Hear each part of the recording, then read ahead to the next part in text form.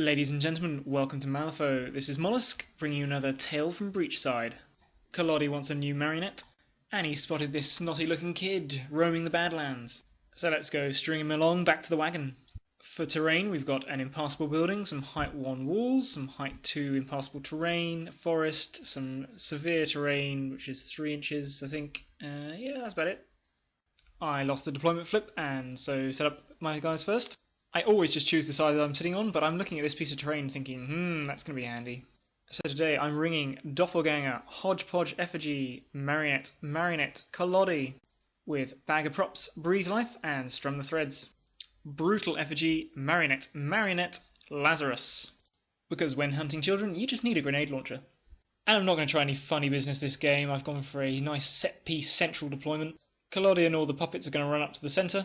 This many marionettes should make Collodi virtually immortal. And I know Dreamer's supposed to be the summoning master for Neverborn, but I reckon with all this scrap around I can keep up. And then in the last turn, Collodi's going to go 18 inches or more of the marionettes can drag him along a bit and rocket into the enemy's deployment zone. Whilst this is going on, I've got 2 enforcers who are going to be spamming blast templates everywhere. So I'm quietly confident about my chances of getting Hunting Party. Speaking of which, I know my opponent's going to be taking Hunting Party and he's just going to get the points and I'm going to have to deal with it. Speaking of my opponent, let's have a look at his crew. Insidiously Mad has a bit of a reputation as quite a decent Dreamer player, so I'm quite excited to be facing this. He's brought Baby Cade with depression, and I'm sure we can find some medication for that. Teddy, the Dreamer, with Restless Dreams and Tantrum, which I'm told makes him the Chompy Dreamer.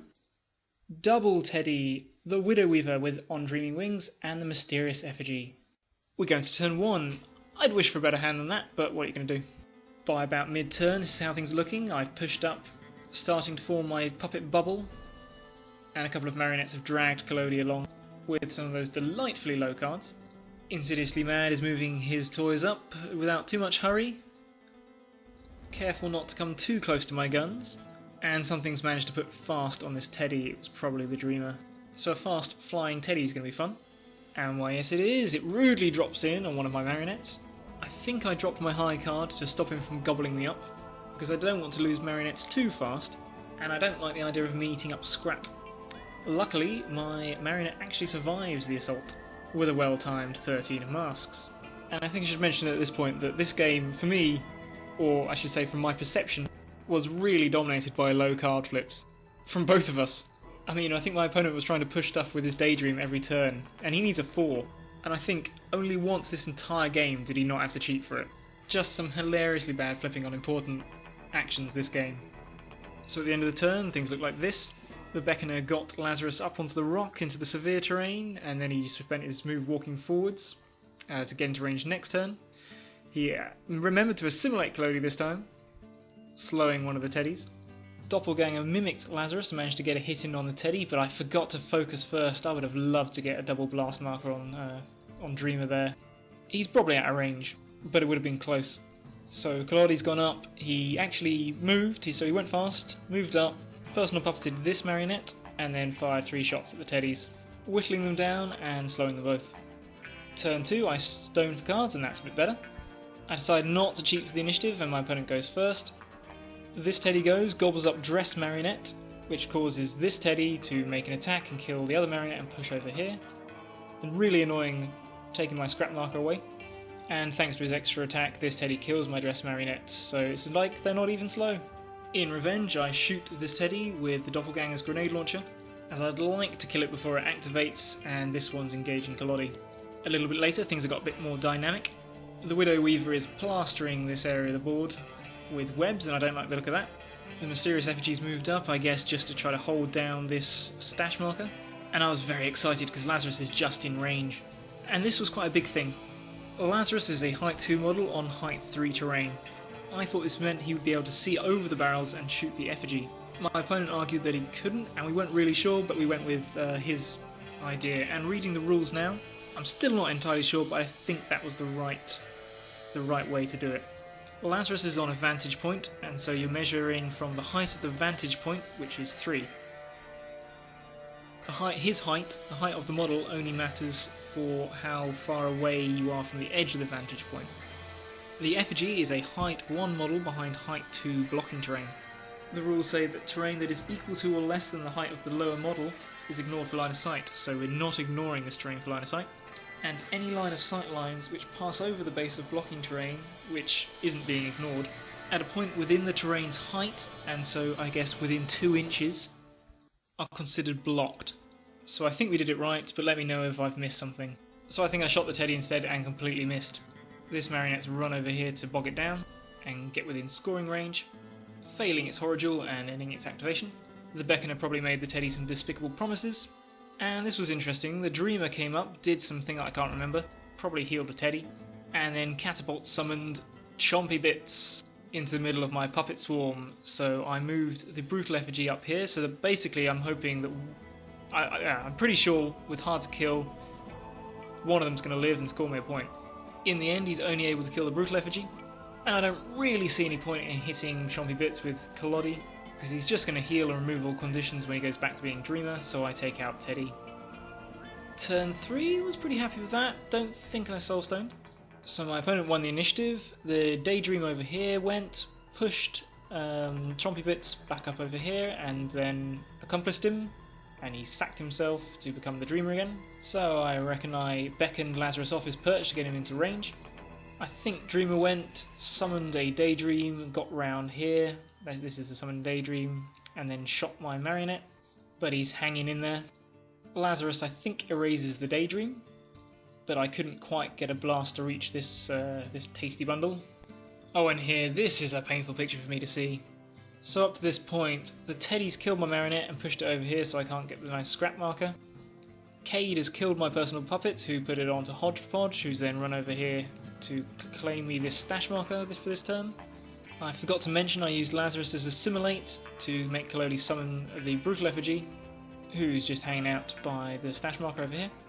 Mysterious has gone double defensive, the Doppelganger has just missed everything, and now Widow Weaver's gone, put down a second, or a web marker here, I've got no cards in my hand, and then she frickin' paralyzes Collodi with an Exhale Terror. I hadn't activated yet because I was saving him till last, and I lose his entire turn.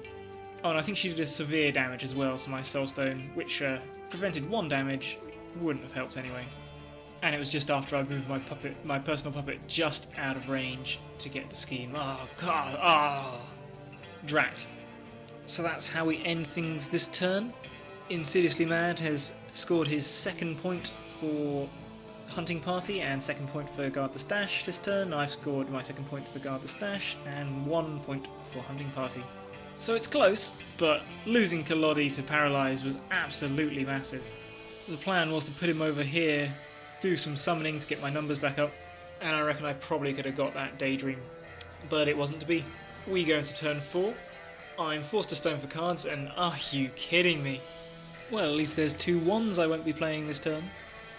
My opponent wins the initiative with something like a 13, so I can't do anything to stop the Widow Weaver going again, dropping a 2nd web marker, and then seizing prey on poor Collodi.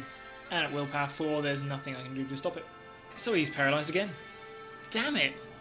So my priorities now are to kill that effigy to try to get some points, and try to figure out a way to move Collodi as far up the board as he can with the Doppelganger and Beckoner, so that I can get into position for my endgame entourage, or whatever it's called.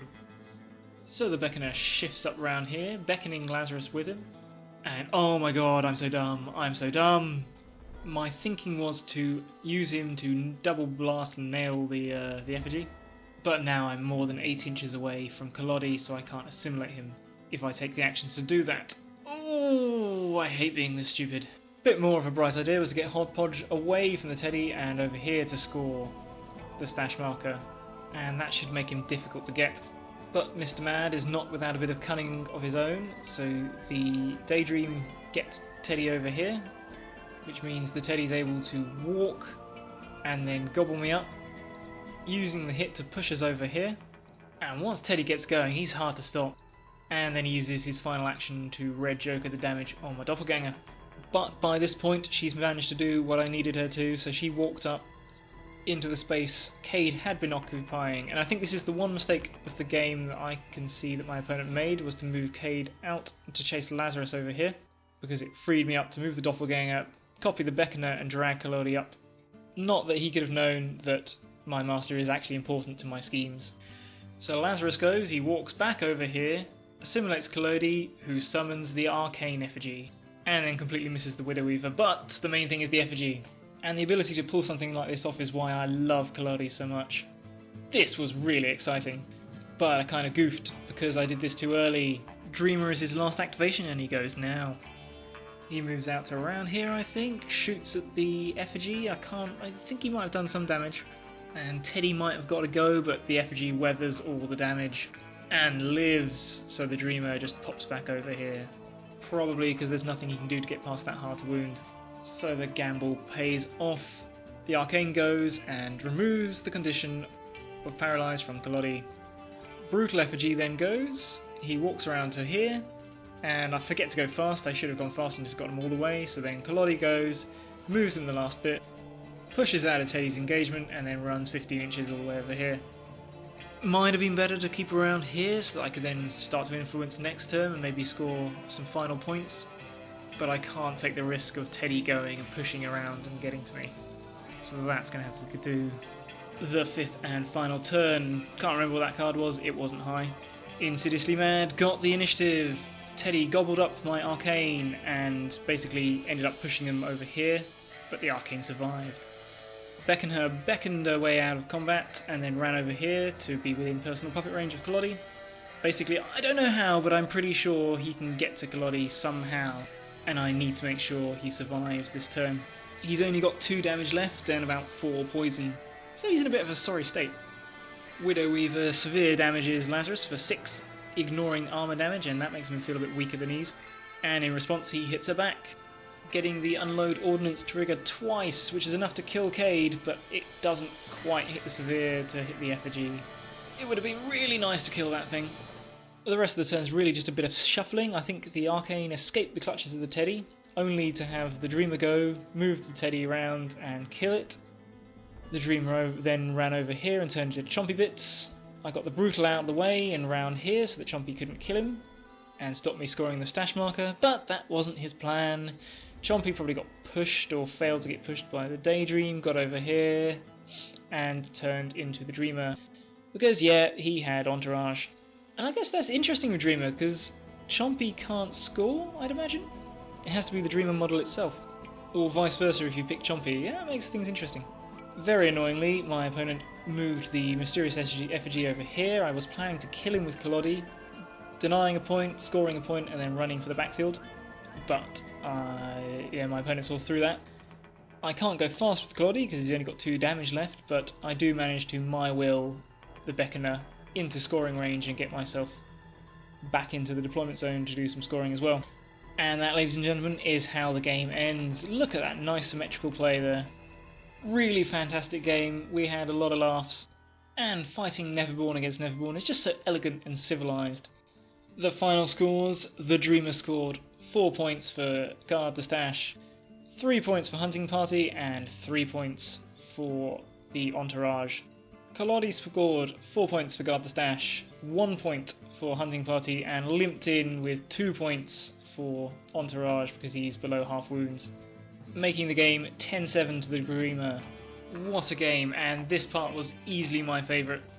Getting my master back from Paralyzed by using a model's ability to make my... steal my master's ability to make him give himself an ability and summon the effigy that can remove the condition. Such a delicious toolbox Collodi has. But there you go, my opponent made this a ton of fun, and I hope you enjoyed it. Take care.